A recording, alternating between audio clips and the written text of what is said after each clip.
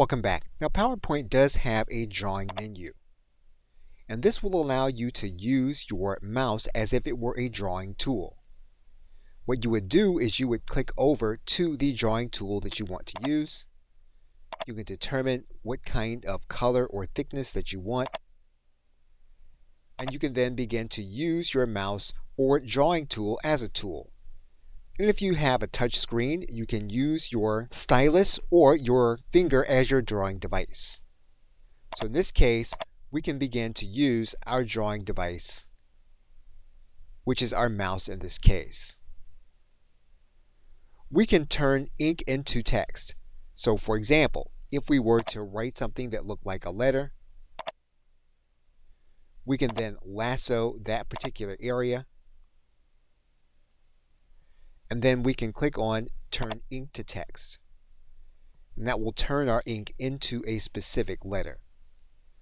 We can do the same thing for shapes. For example, if we were to create a shape, and we were to lasso the shape, and then we can then turn that ink into a specific shape. We can click our mouse, and then we can go back to using it as a mouse.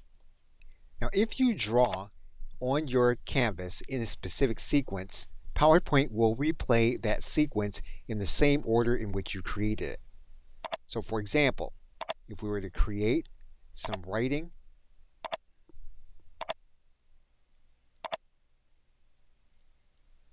what we can do when we go back is we can use the ink replay in order for the PowerPoint presentation to replay it in the very same order in which we created it. And you'll be able to do that with the ink replay. And finally, we can use the eraser tool in the very same way. And we can click on top of the writing, and the writing goes away. We can click on top of the cursor and begin using our cursor as we did before. Okay, so with that, thanks, and I will see you in another video.